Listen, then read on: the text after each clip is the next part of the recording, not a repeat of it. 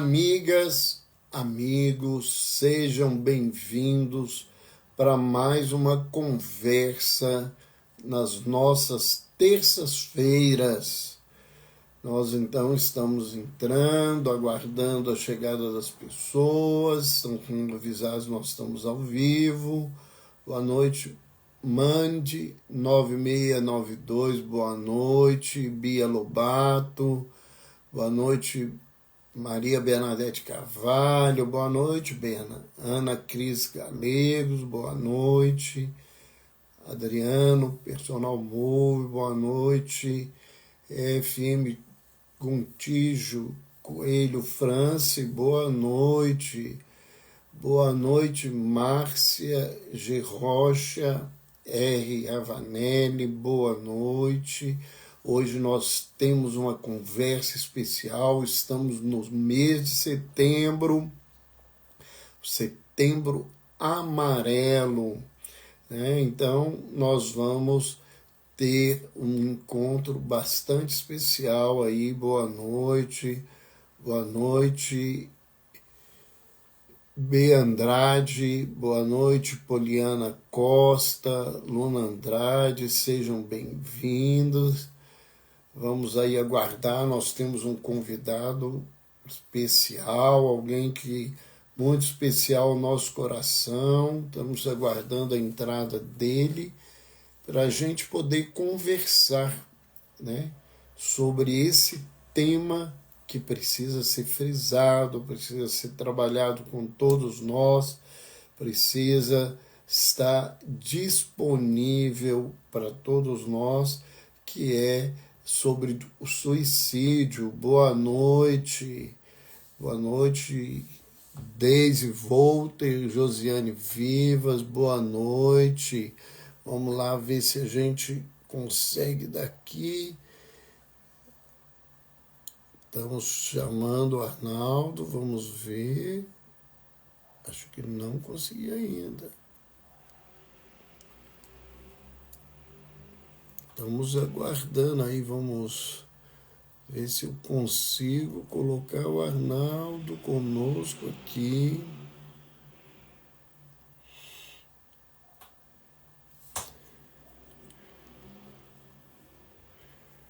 Vamos lá, ver se consegui.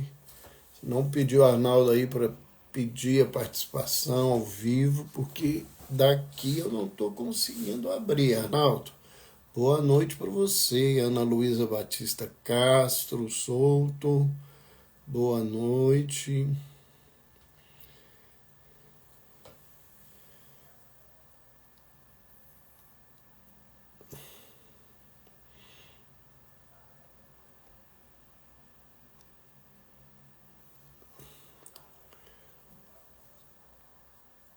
Acho que agora. Vamos ver se a gente consegue colocar ele aqui para participar conosco ao vivo.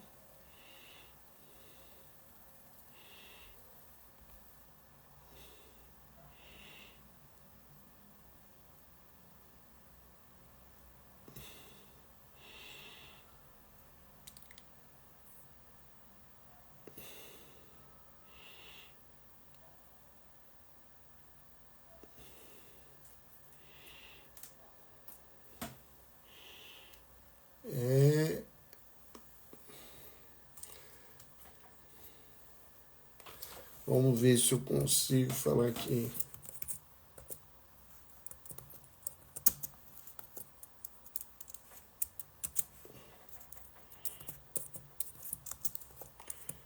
Vamos ver se eu consigo.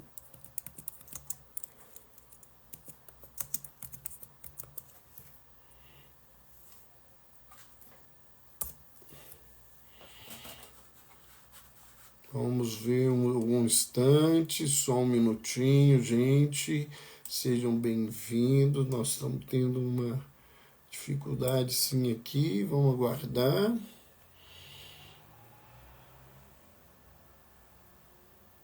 Tá o pessoal entrando.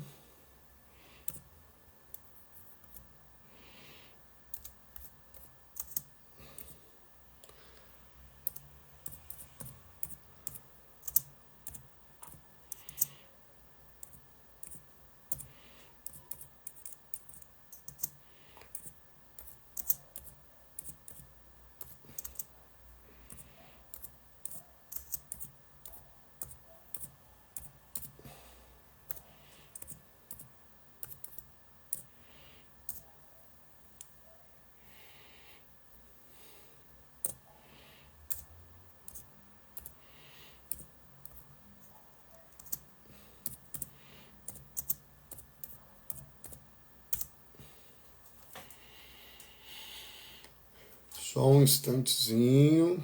Nós já entramos em contato com ele.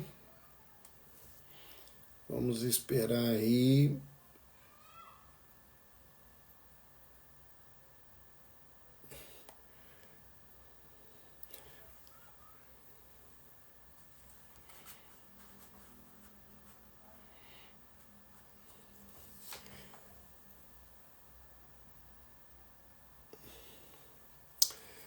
Arnaldo, tô vendo assim, sai e entra novamente e aí aperta a câmerazinha.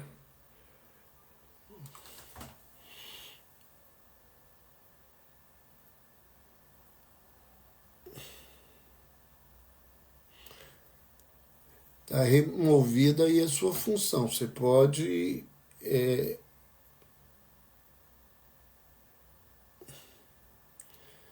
pode ir entrando, Arnaldo.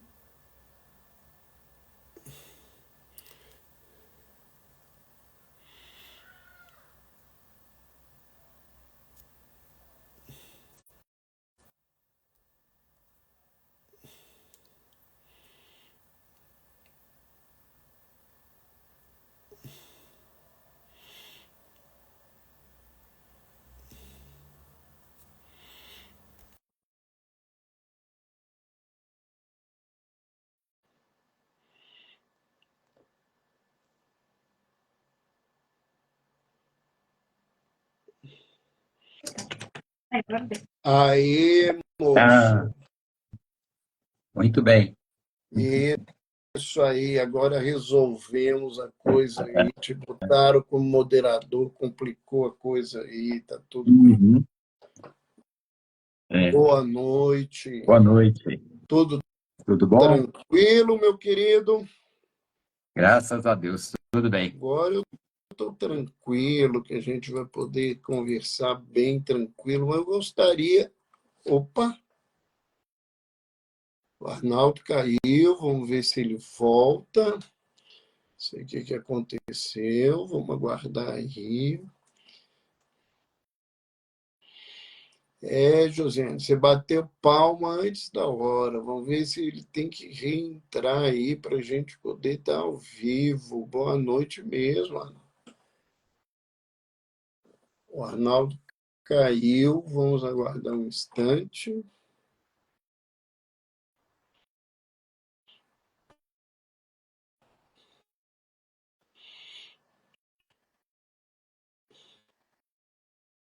Vamos ver o que aconteceu lá.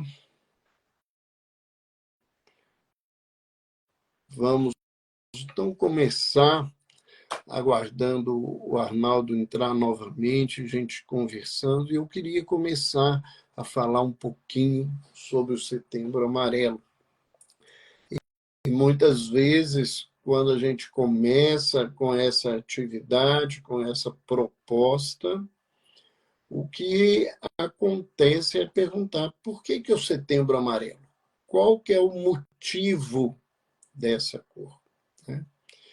A campanha do Setembro Amarelo, ela começou nos Estados Unidos em 1994, quando um grupo de amigos de um rapaz que suicidou resolveu fazer uma campanha para acender, né, um alerta para as pessoas sobre a questão do suicídio. Então, isso foi o motivo. Né? Então, e por que o amarelo? O amarelo ele veio porque ele. Deixa eu só um instantezinho aqui, que isso. Caiu aí, moço. Pronto. Vamos ver se agora fica. Isso, e agora você está com o rostinho centrado. Eu estou contando aqui para o pessoal a história do Setembro Amarelo, porque todas as vezes que eu vou falar sobre Setembro Amarelo, tem alguém assim, por que é amarelo? É um troço esquisito, né? O amarelo é porque o rapaz que suicidou nos Estados Unidos, ele tinha pintado o Cadillac dele de amarelo. É. E essa era a marca dele entre os amigos, era o carro que ele gostava, aquela coisa toda. Uhum. E eles marcaram, então, com essa cor, né? Mas a campanha, ela só veio depois, já na segunda década do século XXI aqui para o Brasil, através da Associação Brasileira de Psiquiatria e do Conselho Regional de Medicina. E, a partir daí, foram se somando diversas pessoas que, né, e diversas instituições a fazer essa defesa. Então, por isso que é o Setembro Amarelo. Mas eu gostaria de apresentar o Arnaldo para quem não conhece. O Arnaldo Somavela, ele é psicólogo clínico, ele é bacharel em psicologia e atua na área de clínica para adultos desde 1981. Ele é pós-graduado em intervenção na autolesão, prevenção e pós-venção do suicídio. Ele é membro da Associação Médico Espírita de Minas Gerais, trabalha conosco dentro das atividades da Associação Médico Espírita de Minas Gerais. Ele é membro da Associação Brasileira de Psicólogos Espíritas e faz parte da Associação Brasileira de Estudos de Prevenção do Suicídio. Então, nós agradecemos desde já o carinho do Arnaldo de ter aceitado esse convite, e esse convite veio pela nossa amizade, pelo trabalho que a gente sabe que ele realiza seriamente e pela dedicação que ele vem desenvolvendo cada vez mais acerca da questão do suicídio. Então, Arnaldo,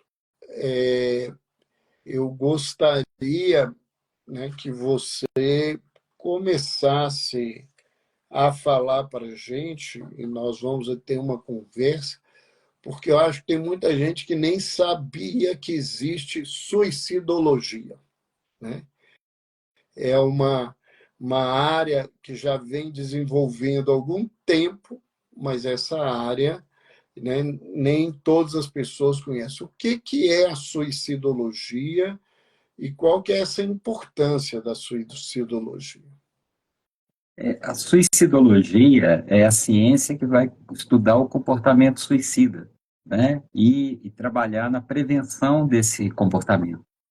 O pai da suicidologia chamava-se Edwin Schneider, americano, começou as pesquisas na década de 60, e ele definiu que o suicídio vinha primeiro através de uma dor profunda, uma dor na alma, uma dor que a pessoa sentia intensamente e que ela não via saída para aquilo ali, né? Junto dessa dor, deixa eu pegar aqui minha colinha para lembrar direitinho, ele associava a autodesvalorização, a constrição mental e a sensação de isolamento intenso e desesperança, né? Então, ele começou primeiro com essa ideia dessa dor, né? Depois, ele trouxe esses outros componentes ao longo da jornada dele, né? Ele escreveu até a década de 2020, por aí, 2020, começo dos anos 2000, né? E ele foi o pai da suicidologia. A partir daí, vários outros pesquisadores se interessaram e virou uma ciência, né? Porque a quantidade de suicídios no mundo disparou, principalmente a partir de 2014, né? Teve um aumento enorme no mundo inteiro. E a própria OMS considerou o suicídio uma epidemia global, né? E começou a trabalhar com ações para promover o controle disso, né? A prevenção do suicídio. Então, essa é aí a ideia. A definição de suicídio, eu gosto da definição do Dr. Bertolotti. Cadê ela? É que suicídio é um ato iniciado e executado deliberadamente por uma pessoa que tem a clara noção ou uma forte expectativa de que dele pode resultar a morte e cujo desfecho fatal é esperado. Tá? Então, é importante isso, né? Precisa ter uma intencionalidade de tirar a vida. Né? Ele tem que esperar que dê certo, entre aspas, né? Dê errado, né? No fim das contas, mas que ele consiga o desfecho fatal. Depois, em 2015, dois pesquisadores, o Plonsky e May, trouxeram uma teoria que eu gosto muito, que é a teoria dos três passos. Eles dizem que para haver o suicídio, normalmente precisa do primeiro passo, que é essa dor intensa que o Schneidman tinha falado. Essa dor intensa precisa ser acompanhada de uma desesperança de que essa dor melhore ou pare, se cure. Né? E ainda a falta de conexão com propósitos, conexão com os outros, com grupos, com propósitos. A pessoa se vê isolada, né? E aí vem os fatores disposicionais, que são fatores adquiridos, né? Fatores, às vezes, que já vêm com a pessoa, fatores biológicos, genéticos, né? De transtornos, de coisas desse tipo, de maus funcionamentos, fatores adquiridos ao longo da vida, com traumas, com situações vividas, perdas, né? E fatores práticos, que são os fatores que podem facilitar o suicídio. Então, principalmente acesso a meio letal. Né? Então é isso. Então, Aí, oi. essa, essa ciência, então, ela hoje é multidisciplinar, né? E cada vez mais vai se observando que o suicídio é multifatorial. Né? O suicídio, a gente pensa assim, fulano se matou. Por quê? Porque brigou com a namorada, né? Porque perdeu o emprego. O fator precipitante, né? Muitas vezes, ele é só a pontinha do iceberg. Né? São questões que já vão trazendo, né? Que já vem desde a questão mental mesmo, da própria questão ambiental, né? Das questões culturais, das questões econômicas.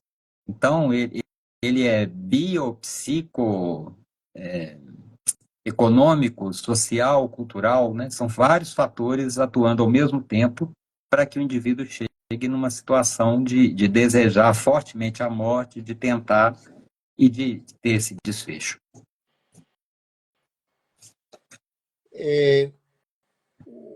Você colocou de início, né, a lembrança dessa dor intensa, né, e que o indivíduo ele não acredita ser capaz de ficar livre dessa dor, né? Uhum. Nessa perspectiva, nós vamos abrindo aí espaço para você trazendo a questão das suas reflexões, é para isso que a gente está compartilhando a oportunidade. Essa dor, ela necessariamente ela é intensa e intolerável para todo mundo, ou uma dor que pode ser tolerada, por exemplo, a maioria das pessoas se transforma nesse tipo de dor e leva o indivíduo ao suicídio? Roberto, isso é muito pessoal, não é? Porque a gente tinha lá um ditado antigamente que dizia que cada um sabe onde lhe dói o calo, né? Ou onde lhe aperta o calo. Então, cada um de nós pode ter seus pontos frágeis, né? Uma situação que para mim eu poderia passar bem por ela, uma outra pessoa não, né? Então, tem essas características próprias mesmo e de como a pessoa lida com as situações que acontecem. É porque Quando eu falo... Oi, eu tô pode falar. lembrando isso porque eu já vi muita gente desvalorizar a ameaça do suicídio de terceiro por essa questão. Ah, Ah, qualquer um dá conta disso, por que, que ele não vai dar conta? é, E, às vezes, esse alerta que era para as pessoas acolherem e cuidar, ele não é assumido, porque se desvaloriza. Nem é desvalorizar a ameaça do indivíduo, é desvalorizar a dor que o indivíduo tem, e aquele indivíduo acaba tendo êxito letal, porque as pessoas a quem ele procurou, a quem ele alertou, não deram atenção à dor dele, né? isso é muito importante, né? E nesse mundo onde as pessoas estão vivendo cada vez mais de aparência, né? Quando valores importantes estão sendo deixados de lado, busca de satisfação imediata, né? De prazer, do hedonismo, isso vai ficando maior ainda, porque as pessoas também vão diminuindo o tempo de conversa e a paciência com o outro.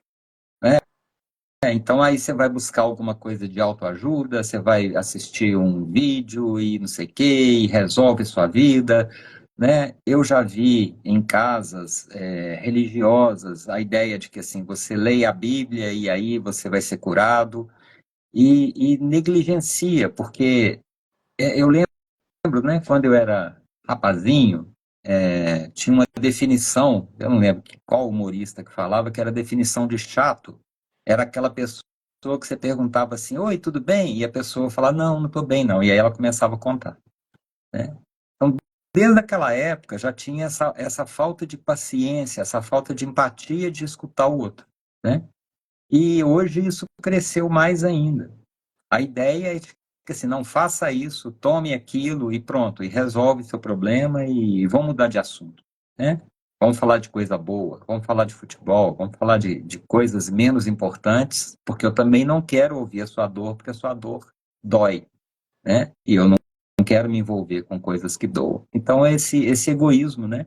Essa falta de empatia, a falta de se colocar no lugar do outro e a própria dificuldade de se colocar no próprio lugar, de não olhar para dentro e sentir a sua própria humanidade e a sua dor.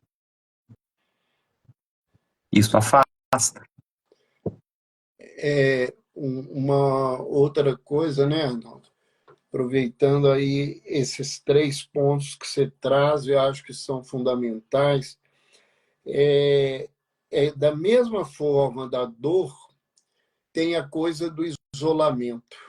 Nós sabemos Uhum. que tem gente que está isolada realmente, quanto mais isolada, mais risco tem do suicídio. Mas às vezes a pessoa está na multidão e ela está isolada do mundo e as pessoas não percebem isso, porque você está falando de coisa muito importante. A gente não escuta, mas o mundo parou de perceber as pessoas. Uhum. Né? Você trabalha com adulto, eu acabo trabalhando depois da pandemia também com muita criança, principalmente com muito adolescente jovem. Os pais chegam com os filhos, por exemplo, adolescentes jovens, eles não perceberam um monte de coisa que os filhos estavam. Uhum. Então, às vezes, a gente acha que o indivíduo. Não, ele tem uma rede de apoio. Você vê essa rede de apoio. Necessariamente, essa rede de apoio não está na vida do outro. Né? Sim, é verdade. Você ia colocar para a gente aí alguns cinco, acho que 5 elementos exposicionais, né? É, mas antes, só um comentário, né? Quando a gente fala que o suicídio é multifatorial, a gente tem que levar em conta também um negócio que a gente estuda na suicidologia, que são as interseccionalidades. O que é isso? São vários fatores atuando ao mesmo tempo. Então, uma pessoa, por exemplo, que participa de algum tipo de minoria, né? Que tem uma situação econômica mais complicada, que é marginalizada, de alguma forma, discriminado, né? Essa pessoa vai sofrer um monte de pressões que eu não sofro, por exemplo. Então, a minha vida, teoricamente, vai ser mais fácil, porque eu não vou sofrer esse monte de pressão, né? E a gente tem que entender também que quando a gente fala em prevenção, a gente não pode ser hipócrita de usar frases bonitas, que a vida é bela, que a vida é boa, que viver vale a pena, né? Porque eu estou falando da minha vida. Eu estou falando a partir da minha experiência. Eu não estou olhando para a experiência do outro. Ah, mas então quer dizer que quem hoje no Brasil, por exemplo, vou dar exemplos, né? É preto, é pobre, não teve condição cultural, né? De crescimento, é obeso, sei lá, né? Tem uma orientação sexual diferente do padrão, é, não vai dar certo na vida? Não. Quer dizer que vai ser mais difícil, que vai ter que fazer mais esforço, que vai ter que se vincular mais a grupos e a situações de apoio, né? É, mas dá certo, né? É possível. A gente vê agora, por exemplo, não o que está acontecendo, né? Porque eu estou falando, eu falar desse lugar, não pertencendo a grupo nenhum desses, é fácil. Fica parecendo, mas ele está dizendo que ele não sofre o que eu sofro, né? Mas vejam, por exemplo, o exemplo das Paralimpíadas. Né? Grande parte daquelas pessoas estão em vários desses grupos e mesmo assim conseguem superar e brilhar, né? Então, o desafio da vida para a gente é a gente conseguir superar as dificuldades. A vida é justa, se a gente for pensar em termos horizontais, sem um aprofundamento, né, sem uma questão espiritual que possa embasar isso, trazer uma verticalidade no sentido da existência, no horizontal, a vida muitas vezes não é justa. Né? É uma corrida que eu já saio lá na frente de carro e o outro tem que arrastar no chão. Por isso, a questão da espiritualidade aí é um fator importante, é um fator de proteção muito grande, se for bem vivida. Né? Se ela vincular a pessoa a uma ideia de um criador, a uma ideia de um propósito para a existência, facilita, né? Mesmo que isso não fosse ou não seja verdade, né? Pensar dessa forma ajuda, né? Eu vejo assim pessoas hoje em dia cada vez mais no niilismo, né? Negando. Então essa ideia de Deus, de divino, de espiritualidade é história, né? É bobeira, é ilusão. Mas puxa vida, né? Será que pensar que também não existe, pensar que também não é o propósito, não pode ser uma ilusão? Né? Não é assim, a ilusão da matéria ou a ilusão do espiritual? Eu lembro lá do Sócrates, né? Lá no portal de Delfos, eu sei que nada sei. Então, quando a gente começa a tentar desenvolver um pouquinho de humildade, de entender que realmente a gente não sabe mesmo, né? Deus existe? Deus não existe? Qual que é o sentido da existência? Então, a partir do momento que eu não sei quase nada, né? Que eu jurava até outro dia que a mesa que eu estou apoiado nela é sólida, né? A física me mostra que não. A física quântica mostra para a gente um monte de outras situações que a gente nem imaginava e que jurava que era verdade até determinado tempo, né? Então, quando a gente coloca essa dúvida, né? Existe ou não existe? Existe alguma coisa depois da morte? Existe algum sentido para a existência? Se eu não sei de verdade, e de verdade nenhum de nós sabe, né? A gente acredita, a gente sente, quem acredita. Então eu escolho, né? Já que eu não sei, eu vou escolher que é possível que sim, e aí a minha vida passa a ter sentido. Né? Eu busco, além do sentido horizontal, o sentido horizontal são as coisas da vida. Então, é a minha vinculação com as pessoas, a minha vinculação com as coisas, a minha vinculação de estudar, de ter uma carreira, de ter um lugar na sociedade, de pertencer a grupos, né, de constituir uma família. Essa toda é o sentido horizontal da vida. São objetivos que eu vou traçando, são muito importantes, né? Cada um encontrar os seus, encontrar formas e que vale a pena viver e vale a pena lutar e pertencer, mas é muito bom se a pessoa tiver esse eixo vertical, que liga ela com ela mesma, né? E ela precisa aprender a ser o grande amor da vida dela, porque ela é a única coisa que sobra, né? Todas as outras coisas, todas as outras pessoas, um dia vão embora de alguma forma, e quem acredita que pode ter alguma coisa depois da morte, vai só consigo, né? Eu costumo brincar que, assim, de mim, eu não vou ficar livre nunca, pela eternidade afora. Então, eu preciso aprender a gostar de mim, né? Eu preciso me suportar com meus defeitos e suportar de me dar suporte. Porque, às vezes, a vida abandona a gente, né? Em várias circunstâncias. Às vezes, a gente se sente muito sozinho. Mas poder segurar sua mão e falar com você, eu não desisto de você. Eu acredito em você. Está muito difícil, mas nós dois vamos sair juntos. Pode fazer toda a diferença, sabe?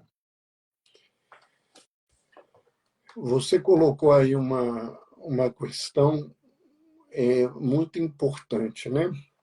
E que nós vamos voltar a falar dela, porque nós sabemos a importância dela na suicidologia. Mas, enquanto a gente conversava, alguém me mandou aqui pelo WhatsApp, e eu estou com outra coisa, e virou e me perguntou assim, não sei se foi para ajudar, para entender, uma coisa, quando eu te apresentei, uma palavra que às vezes as pessoas não sabem o que é pós-venção. Então, explica para as pessoas o que é pós-venção, porque a gente está muito acostumado em ouvir falar em prevenção, né? Mas o que você, dentro dessa especialidade, dentro do trabalho que a gente realiza em terapia com suicídio, o que é pós-venção? Pós-venção são os cuidados que a gente vai ter ou precisa ter com os sobreviventes do suicídio.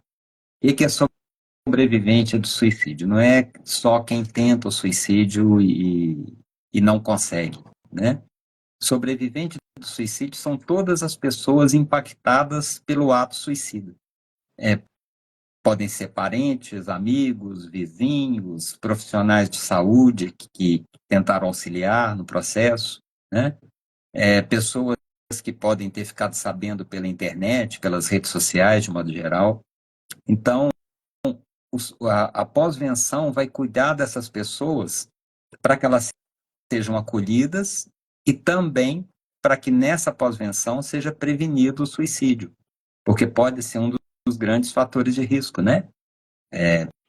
Perdas que marquem ou que estraguem a vida da pessoa, estraguem no sentido da pessoa perder realmente o sentido da existência, entrar em depressão profunda, querer se abandonar, desejar a morte, né? Ou mesmo a tentativa de suicídio. Então, a Isso. pós-venção vai cuidar disso. E tem um outro fator que não se pode esquecer, né, Arnaldo?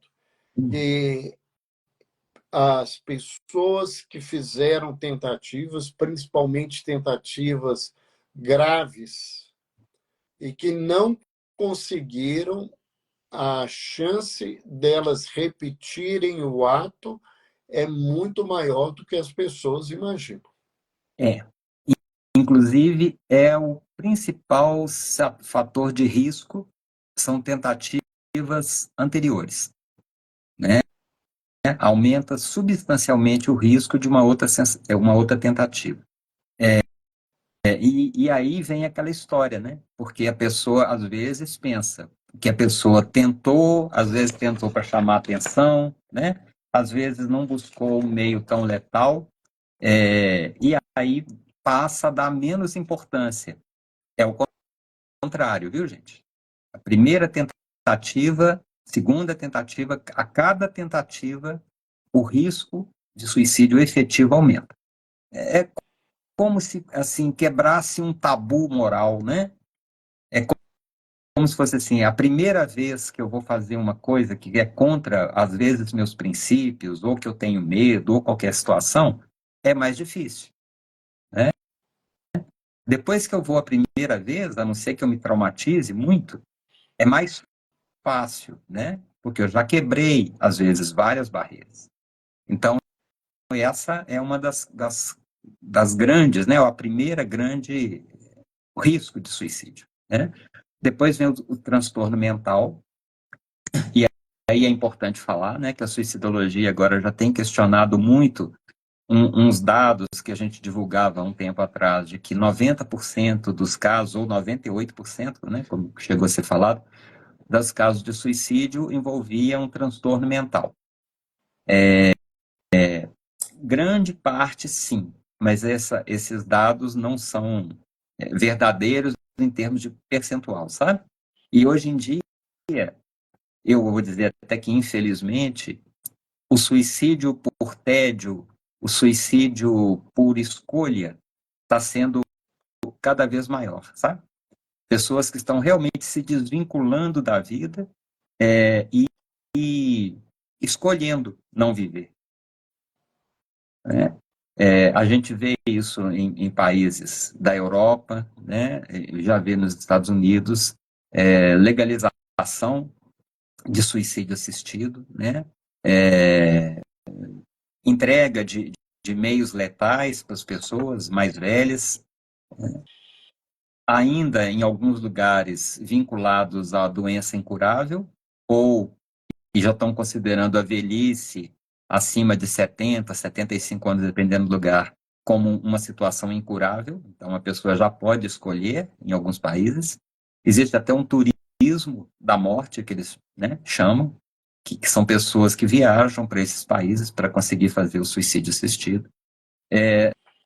Em alguns estados dos Estados Unidos já é liberado, a partir, parece que 75 ou 70, agora estou em dúvida, entre 65 e 75, depois eu confirmo, a pessoa já pode ir à farmácia e adquirir um comprimido letal.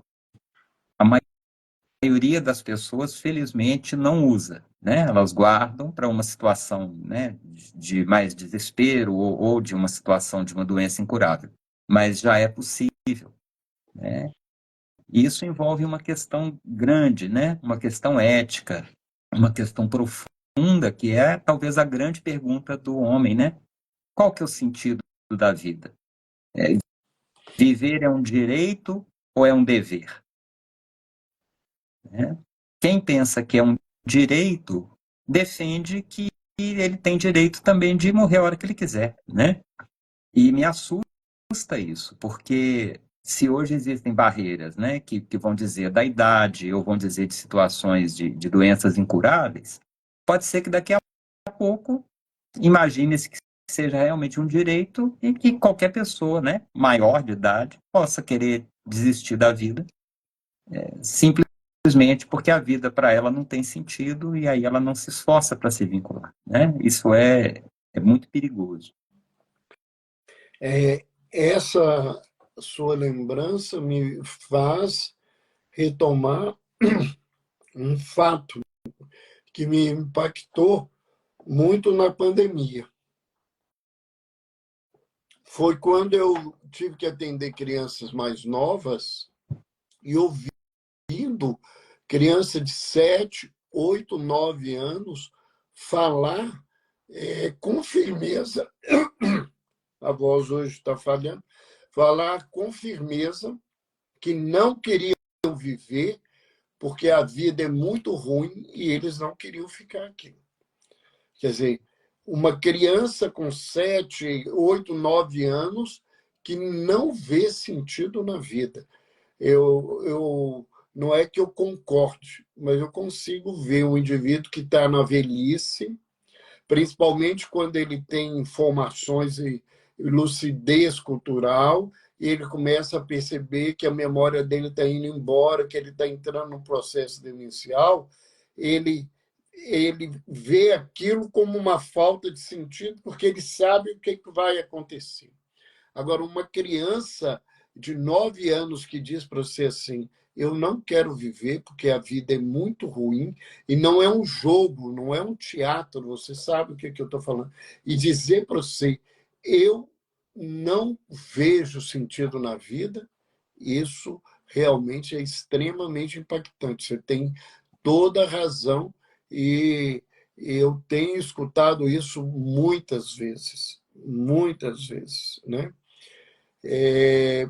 Mas deixe você continuar aí colocando as informações, que esse é o nosso propósito, e a gente só vai fazendo as colaborações aí. Você sabe que eu sou muito palpiteiro. Vamos lá. Essa questão que você abordou aí, né, do suicídio de crianças, de adolescentes, ela está ficando assustadora mesmo. A gente pode pensar em vários fatores disso, né? Do lado de fora, nesse horizontal, talvez um pouco da dissolução das famílias, da ideia, né? De muita facilidade. Hoje em dia, a vida, a gente que lida com tela, é uma loucura, porque se a gente está frustrado, o que a gente faz? A gente passa o dedo, né? Passar meu dedo. Passa o dedo, desliza, deleta, abre 10 telas ao mesmo tempo, né? O vínculo afetivo que dá trabalho, porque você tem que lidar com as diferenças, você tem que lidar com as opiniões diferentes. As pessoas estão fugindo. Então, a maioria das famílias, né, ou grande parte das famílias, o pessoal chega em casa, às vezes do trabalho, da jornada diária, e cada um está no seu quarto ou no seu cômodo, ou às vezes no mesmo cômodo, se não tiver, mas com seu celular na mão, vivendo realidades diferentes, né? Antes, com o rádio, né? O rádio chegou nas casas, e era até um ponto de encontro, as pessoas se reuniam ali em torno do rádio. Depois veio a televisão, virou também um ponto de encontro, mas já vivendo uma realidade meio paralela, né? Ao invés da gente conversar sobre a gente, vão assistir o programa e não faz barulho não, e não conversa não, para não atrapalhar. Agora, com as multitelas, isso está ficando cada vez mais solitário. E as pessoas estão conversando menos e se percebendo menos. Então, da mesma forma que a gente deleta coisas que a gente não gosta nesse mundo virtual, é bem possível que essas crianças estejam fazendo a mesma coisa, né? Quer dizer, eu não me vinculo, eu tenho tela, eu tenho distrações e eu não trabalho com frustração. Então, a vida não tem sentido, né? Eu quero deletar a tela, eu deleto a vida, eu me deleto da vida. Então, o movimento nesse sentido, né, precisa ser da gente tentar se conectar de novo com a gente e com o outro. E reduzir tela é fundamental nesse processo, né? Gastar tempo conversando, criando vínculos, criando situações dentro de casa, jogos, né?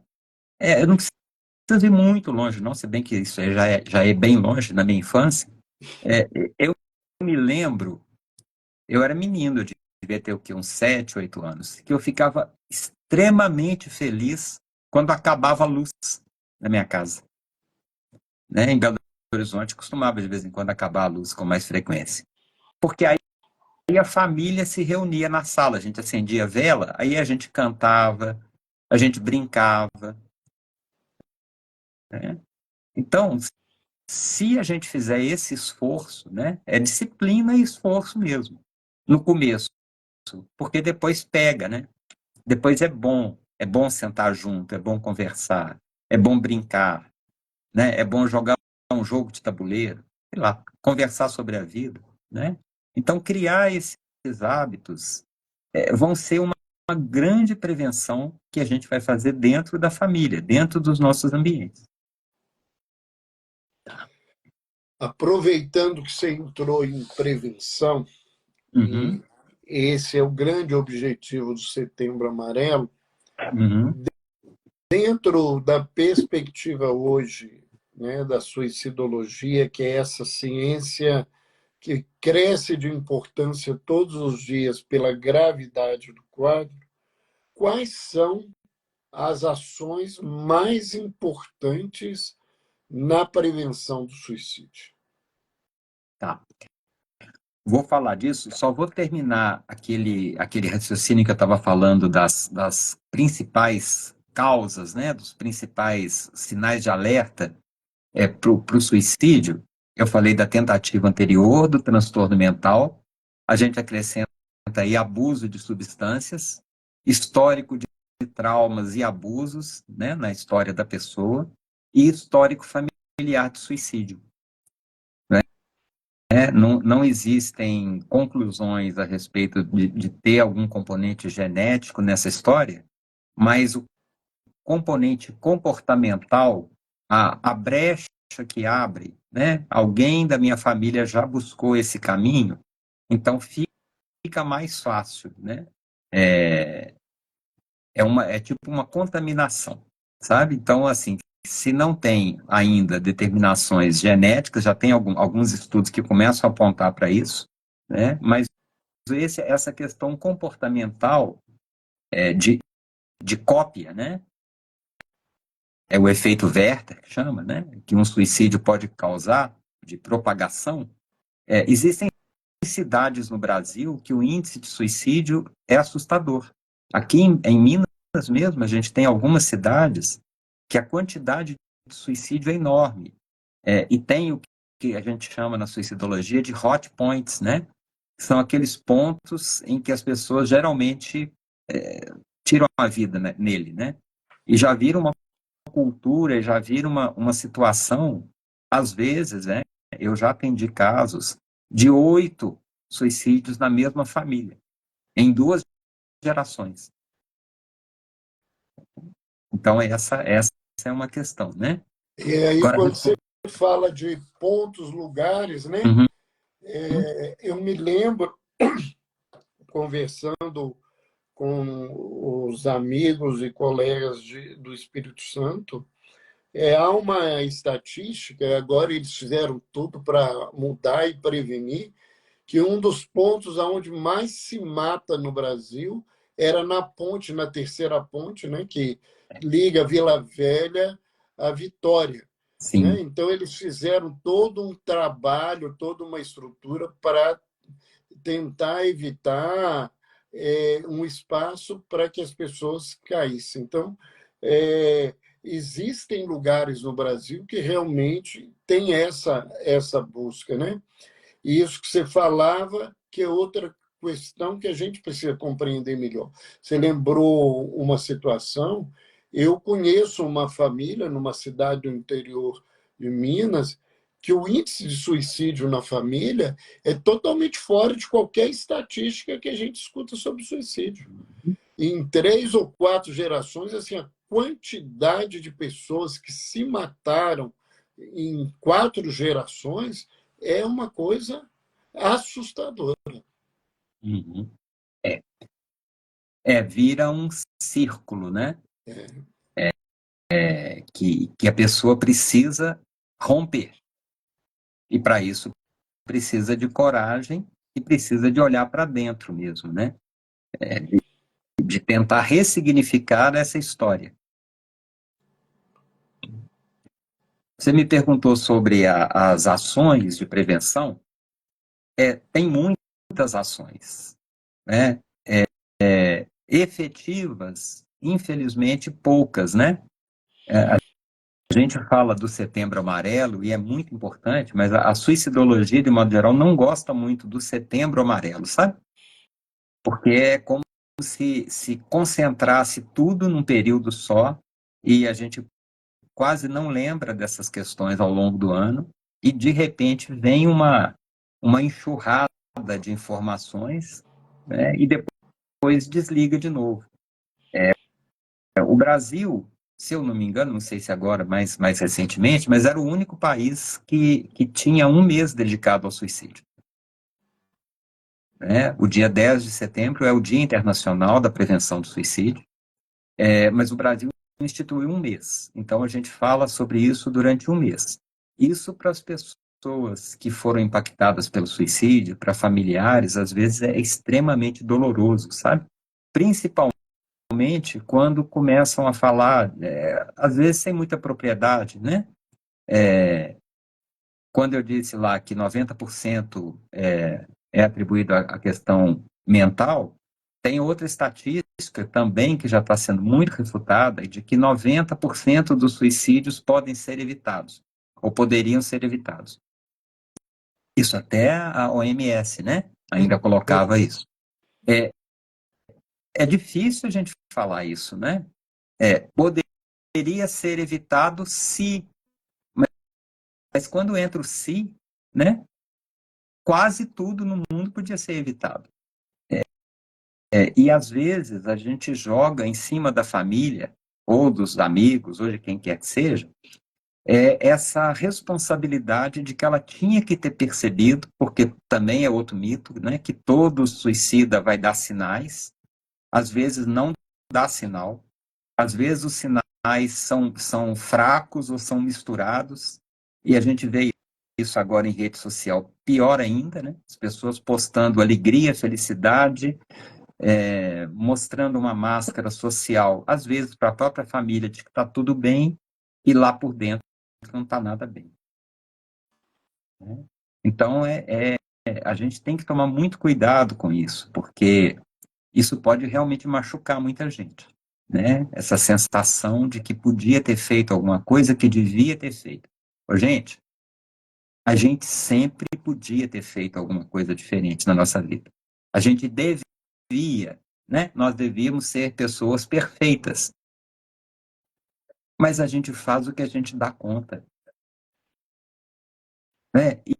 E isso precisa ser o suficiente. É o que eu falei. Eu poderia ter feito mais, eu poderia ter percebido, eu poderia ter intuído, poderia. Mas eu não consegui. Então, tudo bem, né? Vai doer muito, às vezes. Às vezes vem uma sensação de culpa muito grande.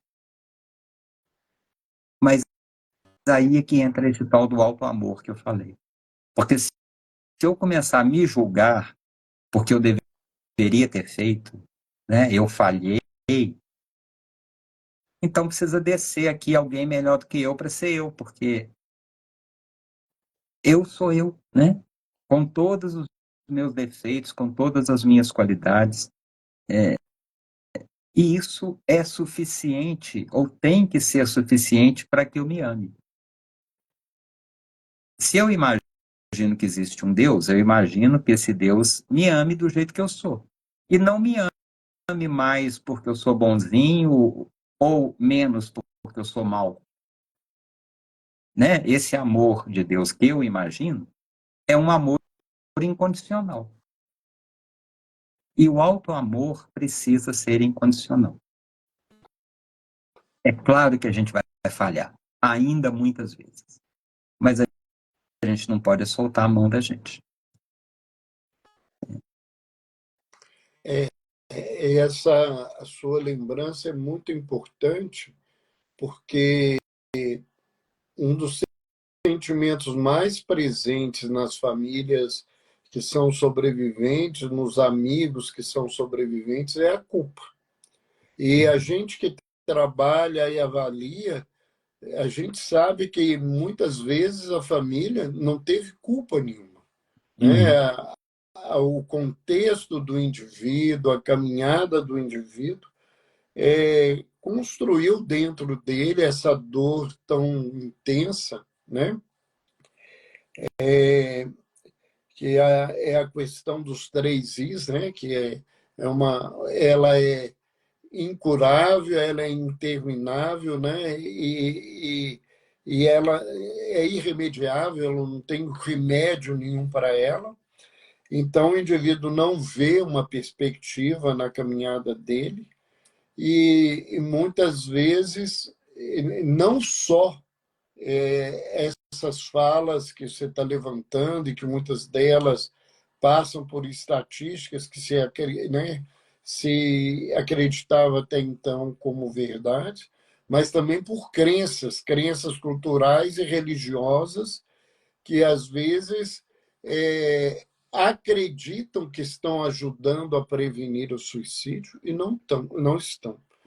Como a gente trabalha aqui muito com espiritualidade, eu gostaria, Arnaldo,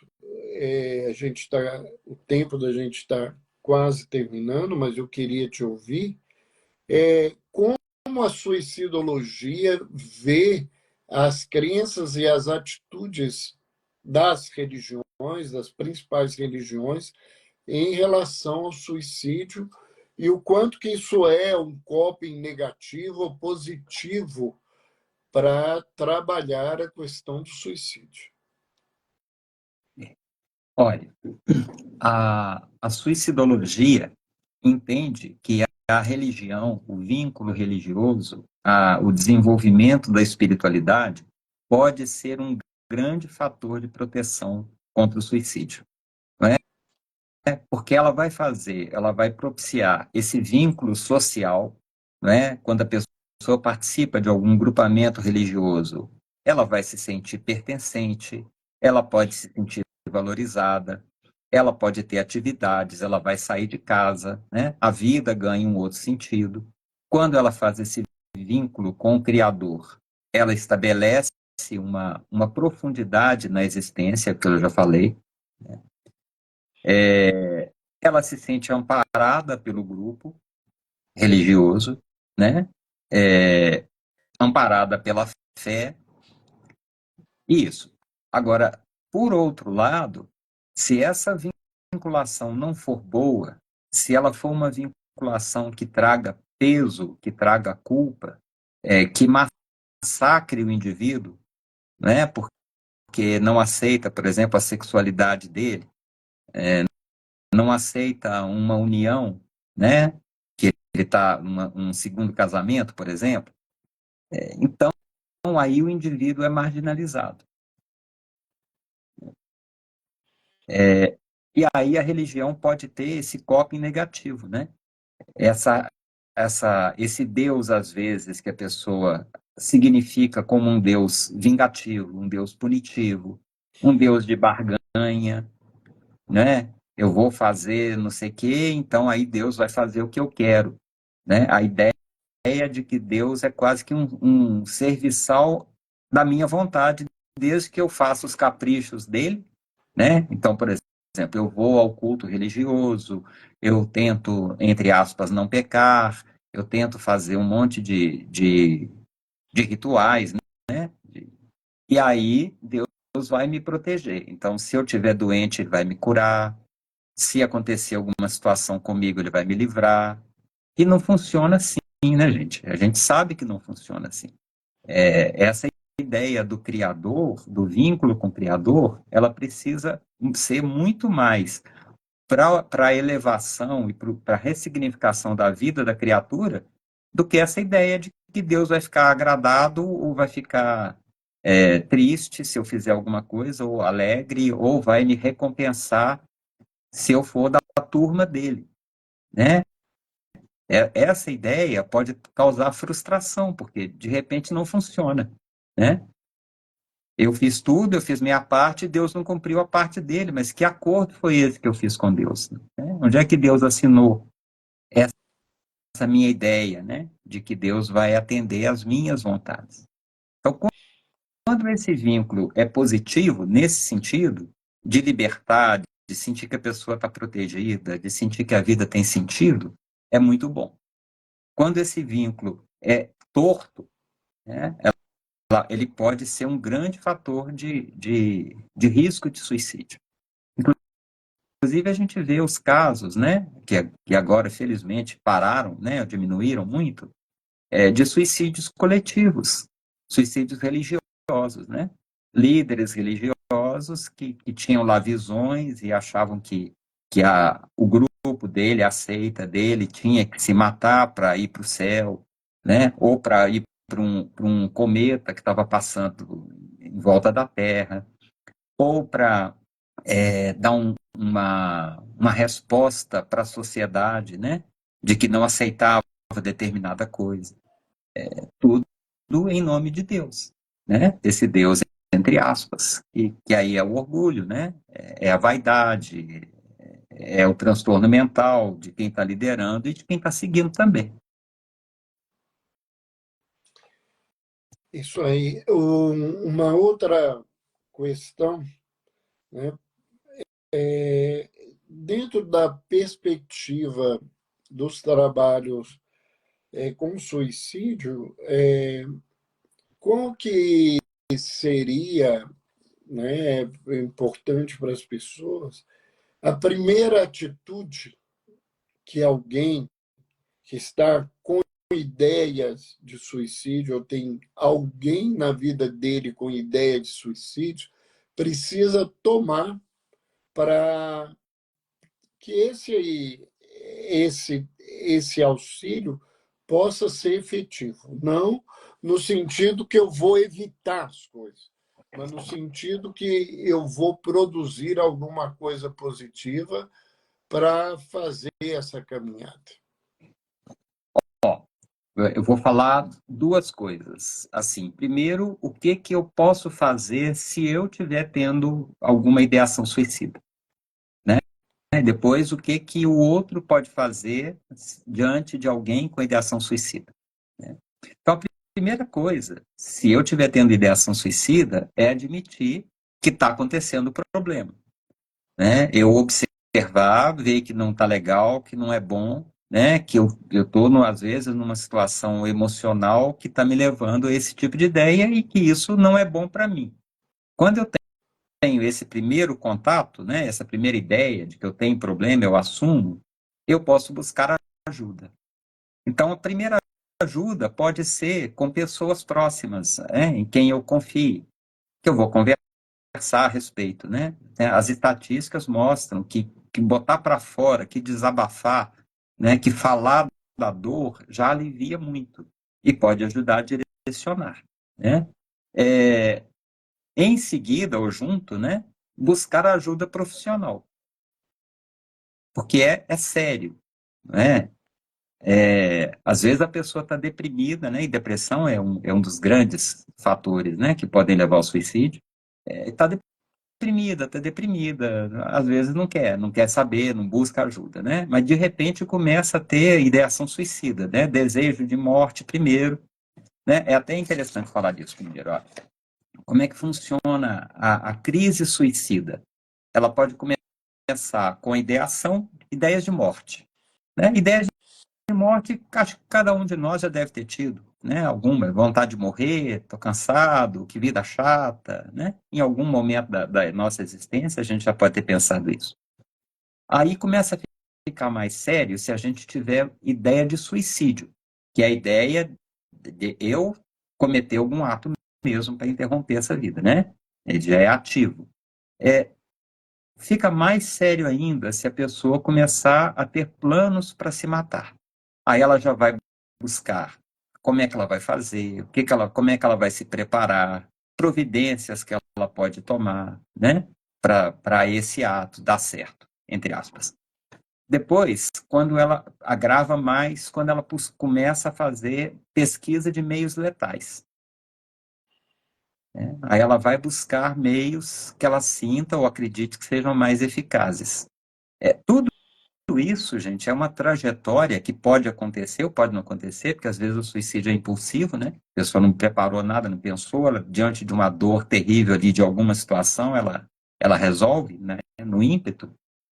Mas para a gente ir observando, né, a pessoa pode ir caminhando ao longo dessa trajetória, né? E aí a gente precisa intervir. E depois, né, o ponto mais grave nessa trajetória, se for dessa forma, é a pesquisa de providências ou de tomar providências pós-morte. Então, ela começa a fazer um seguro de vidas, ela começa, seguro de vida, ela começa a se despedir das pessoas, ela começa a se desfazer de objetos, de coisas importantes, né? Então, esse é um grande sinal de alerta. Mas aí, então, voltando lá. Então, ó, depois que eu admiti o problema, eu vou procurar as pessoas e procurar ajuda, vou buscar ajuda e tratamento, né? Esse é um dos fatores, às vezes, complicadores, porque o acesso a tratamento de saúde mental no Brasil não é tão bom, né? Não é tão fácil. A pessoa pode buscar participar de grupos de apoio. Então, tem grupos de apoio a quem tem ideação suicida, são vários, é só pesquisar na internet, tá? Tem muitos grupos. Inclusive, tem grupos vinculados ao CVV, né? O CVV é outra forma muito boa da pessoa buscar ajuda. Para quem não conhece, é o Centro de Valorização da Vida. É um trabalho voluntário de prevenção de suicídio, de escuta, né? Eles não vão dar conselho, não tem nenhuma vinculação religiosa, nem filosófica, nem política. São voluntários querendo oferecer o ouvido e o coração para quem precisar. Funciona 24 horas por dia. Agora é um número nacional, a chamada é gratuita, pode ligar a qualquer hora do dia ou da noite. Às vezes vai precisar de um pouquinho de paciência, porque às vezes cai numa espera. E é claro que do outro lado da linha tem um ser humano, que pode não estar no dia bom, né? Que pode não conseguir compreender verdadeiramente a pessoa. Então, se for assim, ligue de novo, e de novo, e de novo. Porque é uma grande chance que a gente tem, né? Uma das maiores ferramentas que a gente tem de prevenção é essa escuta do CVV, né? Então, 188, guardem esse número, porque pode ser muito útil para você ou para outras pessoas, tá? Então, olha só, buscar isso aí, cultivar hábitos de autocuidado. Então, cuidado com o sono, cuidado com a alimentação, né? Tentar fazer uma atividade física, tentar ter alguma atividade de lazer. Isso tudo, às vezes, no começo ou no meio da crise depressiva, né? Que vai ser mais difícil, mas tem que fazer um esforço para sair desse lugar, né? Buscar ajuda, mas fazer a sua parte também. Buscar sentidos na vida e o sentido da vida. Então, aí essa vinculação religiosa, espiritual é boa, se puder, né? Se a pessoa acreditar ou quiser buscar. A busca desses grupos e de atividades, né, interessantes. Identificar os gatilhos, as coisas que te fazem ficar triste. Então, às vezes é uma pessoa, às vezes é uma situação, às vezes é um ambiente, e, na medida do possível, procurar ficar longe disso, né? Evitar esses lugares ou pessoas ou situações que se transformam em gatilho. Tentar construir uma rede de apoio. Então, pessoas com quem eu possa contar. Eu estou ali, está apertado, está difícil demais, eu posso ligar para fulano já converso, já aviso, né? E um plano de segurança. Olha, eu estou desesperado aqui, fulano me busca aqui, ou eu vou para não sei onde, né? Encontrar essas formas. Vou ligar para o meu psicólogo, vou tentar entrar em contato, vou chamar o SAMU, sei lá, né? Pensar nas alternativas antes, né? Para que sejam deflagradas caso precise. E compreender, é o que eu falei, né? É fácil falar, mas eu acredito profundamente nisso. Compreender que qualquer dor é passageira. E qualquer situação na vida é passageira. Por mais que pareça sem saída, por mais que pareça escuro, por mais que a minha mente só me diga que não tem jeito, eu preciso acreditar que é possível. Gente, se vai ser possível, eu não sei. Vai depender de cada um, né? Mas que passa, passa. Tudo na vida passa, não é? Não tem dor que vai ser eterna, né? Em qualquer circunstância da vida. Quantas vezes a gente já viu pessoas em situações extremamente difíceis que hoje ressignificaram a vida completamente? Ou, às vezes, situações das pessoas que estavam achando que a vida estava maravilhosa e, de repente, acontece uma guinada e a pessoa entra numa situação muito difícil. Tudo passa, né? É bom acreditar nisso. E agora, para encerrar essa minha parte, se a ideação é do outro, né? Eu estou perto de um amigo, de alguém, de um familiar que está com ideação suicida. Então, a primeira coisa é conversar, sem medo de falar, né? Porque às vezes tem aquele tabu, e imagina se falar de suicídio pode dar ideia para a pessoa. Não, né? Falar sobre suicídio, você está vendo que a pessoa está, né, muito mal, ou que ela mudou o comportamento completamente, né? Tem fatores aí que me chamam muita atenção. Eu posso perguntar para ela numa conversa, né? Você já pensou em morrer? Se ela disser que sim, eu posso perguntar, você já pensou em tirar sua vida? E aí eu tenho que estar com o coração aberto e tranquilo na medida do possível para receber isso, sem julgamento, sem querer dar receita, sem querer apresentar a solução para a pessoa e ouvi-la. Né? É o que eu falei, uma escuta amorosa, sem julgamentos, pode fazer uma enorme diferença para a pessoa. Pode ser a diferença entre a vida e a morte. Né? Então, escutar sem tentar minimizar, sem tentar apresentar solução, sem vir com as palavras chavão, né? Que tipo assim, ó, não quero saber da sua vida não, resolve sim, né? Jesus te ama e coisa desse tipo. Né? Encaminhar a pessoa para atendimento especializado e muitas vezes numa crise suicida, quando a gente percebe que a coisa está grave mesmo, não adianta só falar, olha, procura um psicólogo, vai procurar um psiquiatra. Não, é ir com a pessoa, é marcar, é caminhar com ela junto. Porque a pessoa, às vezes, numa situação, né, de fragilidade ou de confusão mental, ela não vai buscar. Então, a gente precisa, nesse momento, estar junto e fazer esse caminho, né? Informar sobre os grupos de apoio, aí tem o CVV e esses outros grupos, né, que é também importante a gente pesquisar e ter para informar. O grupo religioso, se a pessoa quiser se vincular. Afastar, se estiver próximo da gente, e investigar com ela os meios letais, né? De repente a pessoa já comprou um monte de comprimido, já comprou uma corda, já comprou uma arma, né? Mora num andar muito alto e de repente vê com a família, com ela, de colocar uma tela, uma grade, né? E avisar a família se ela permitir, mas às vezes numa situação dessa não tem nem sigilo, né? Nem o profissional tem sigilo numa situação dessa, né? De emergência mesmo, avisar e retirar os meios letais, porque quando às vezes passa o impulso, né? É assim, eu tenho uma arma do meu lado, eu estou desesperado, eu posso pegar essa arma e atirar. Eu não tenho uma arma, é muito mais fácil, né? Eu repensar o tempo até eu procurar um outro meio, pode ser o tempo suficiente para mudar a minha ideia, né? Evitar deixar a pessoa sozinha, ajudá-la a construir essa rede de apoio e o plano de segurança, né? E cuidar da sua própria saúde mental e buscar apoio para você também, porque não é fácil, né? Não é fácil conviver com uma pessoa assim, uma pessoa querida às vezes, né? Às vezes a pessoa que ouve joga para dentro, e aí é isso, se culpa, né? E precisa de apoio. Então, nós estamos no nosso tempo. Primeiro, eu queria te agradecer. A gente tinha muita coisa aí para poder conversar. Vamos marcar um outro espaço para falar de outro tema, né?